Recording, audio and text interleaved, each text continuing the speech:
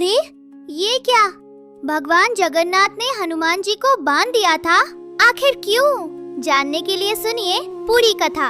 ओडिशा के समुद्र तट पर विशाल महासागर के किनारे एक अद्भुत घटना घट रही थी। समुद्र देव अपने भीतर गहरी भक्ति से व्याकुल थे। उनका हृदय भगवान जगन्नाथ के चरणों को स्पर्श करने की तीव्र इच्छा से भर गया था। उनकी भक्ति इतनी प्रबल हो गई कि उन्होंने अपनी लहरों को असीम गति दे दी। समुद्र की लहरें तेजी से उठने लगी। तट पर बसे शहर में हलचल और भय फैल गया। लोग समझ नहीं पा रहे थे कि इन विनाशकारी लहरों को कैसे रोका जाए। लहरें लगातार बढ़ती जा रही थी। लोग अपने घरों में सुरक्षित होने की कोशिश कर रहे थे, लेकिन संकट कम होने का नाम ही नहीं ले रहा था। भगवान जगन्नाथ ये सब देख रहे थे। वे सोचने लगे कि समुद्र देव को कैसे शांत किया जाए और शहर को सुरक्षित कैसे रखा जाए। तभी उन्होंने हनुमान जी को बुलाने का निश्चय किया। भगवान जगन्नाथ ने हनुमान जी से कहा, हनुमान, तुम्हारी शक्ति इतनी महान है कि तुम ही समुद्र देव को नियंत्रित कर सकते हो। यदि तुम उन्हें रोक दोगे तो ये शहर सुरक्षित हो जाएगा। हनुमान जी ने हाथ जोड़कर कहा, प्रभु, आपकी आज्ञा ही मेरे लिए सब कुछ है। मैं तुरंत समुद्र देव को शांत करने का प्रयास करता हूँ। हनुमान जी समुद्र तट पर पहुँचे। उन्होंने अपनी शक्ति और भक्ति से समुद्र देव को नियंत्रित करने का प्रयास किया। उनकी उपस्थिति और तेज इतना प्रबल था कि समुद्र की लहरें कुछ समय के लिए शांत हो गईं।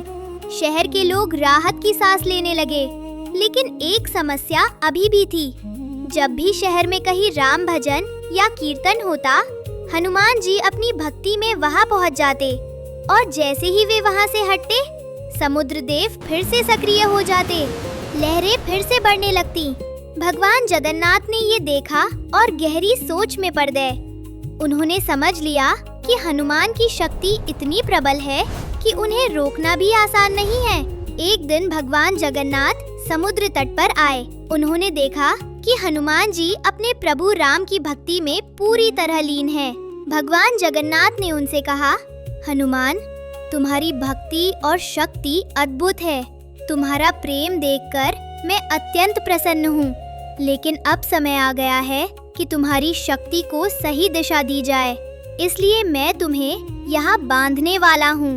हनुमान जी कुछ क्षण चुप रहे, फिर उन्होंने विनम्रता से सिर झुका दिया। उन्होंने कहा, प्रभु, यदि आपकी यही इच्छा है तो मुझे यही रहने दीजिए। मैं आपके द्वार का सेवक बनकर सदैव आपकी सेवा करता रहूंगा। भगवान जगन्नाथ मुस्कुराए। उन्होंने कहा, तथास्तु, तुम यहाँ सेवक बनकर, रक्षक बनकर और साक्षी बनकर रहोगे। इसके बाद भगवान जगन्नाथ ने हनुमान जी को वही बांध दिया। ये बंधन दंड नहीं था, ये बंधन उनकी शक्ति को स्थिर करने और शहर की रक्षा के लिए था। हनुमान जी ने भी बिना किसी संकोच के इस बंधन को स्वीकार कर लिया, क्योंकि उनके लिए प्रभु की आज्ञा ही सर्वोच्च धर्म थी। धीरे धीरे समुद्र की लहरें शांत हो गईं, तट पर शांति फैल गई और वही स्थान आगे चलकर हनुमान मंदिर के रूप में प्रसिद्ध हो गया। लेकिन भगवान जगन्नाथ की लीलाएं यही समाप्त नहीं होती। ओडिशा में कुर्मा नाम की एक बूढ़ी महिला रहती थी। वो साधारण जीवन जीती थी और रोज मछली खाती थी। एक दिन वो भगवान जगन्नाथ के मंदिर पहुंची। जैसे ही उसने भगवान की बड़ी और करुणामयी आंखों को देखा, उसका मन स्थिर हो गया। उसे ऐसा लगा जैसे भगवान स्वयं उसके प्रेम को महसूस कर रहे हों।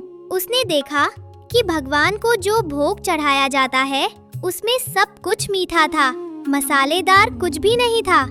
कुर्मा ने मन ही मन कहा, भगवान, अगर आप मेरे हैं तो मैं आपके लिए मसालेदार मछली बनाऊंगी। वो घर गई, सबसे ताजी मछली लाई, उसे साफ किया, हल्के मसाले लगाए और केले के पत्ते में लपेट दिया। फिर उसने श्रद्धा से कहा, प्रभु, ये मैंने प्रेम से बनाया है, मैं इसे आपके चरणों में अर्पित करती हूँ। अगली सुबह वो मछली लेकर मंदिर पहुँची। जैसे ही मंदिर के द्वार खुले, मछली की खुशबू फैल गई। पहरेदारों ने तुरंत उसे रोक लिया। उन्होंने कहा, ये क्या लाई हो? यहाँ ऐसा भोग नहीं चढ़ता। कुर्मा ने शांत स्वर में कहा, ये भगवान जगन्नाथ के लिए है।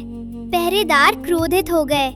उन्होंने केले के पत्ते पर डंडा मार दिया। पत्ता जमीन पर गिर गया। लेकिन जब सबने देखा तो वहाँ मछली नहीं थी, वहाँ पका हुआ कटहल रखा था। सब लोग आश्चर्य से भर गए। तभी भगवान जगन्नाथ की करुणामयी वाणी गूंजी, मैं भोग नहीं देखता, मैं भक्ति देखता हूँ। जो प्रेम से आता है वही मेरा सच्चा भोग है। पहरेदारों ने सिर झुका लिया। उन्होंने कुर्मा से क्षमा मांगी। उस दिन के बाद कुर्मा ने मछली छोड़ दी और रोज भगवान के लिए कटहल का भोग बनाने लगी। हर दिन हर भोग में उसका प्रेम झलकता था। दोस्तों, इन कथाओं से हमें एक ही बात समझ में आती है, भगवान को बाहरी नियमों से ज्यादा सच्ची भक्ति और प्रेम प्रिय होता है। जिसके हृदय में सच्चा प्रेम हो, भगवान स्वयं उसकी पुकार सुन लेते हैं। जय जगन्नाथ।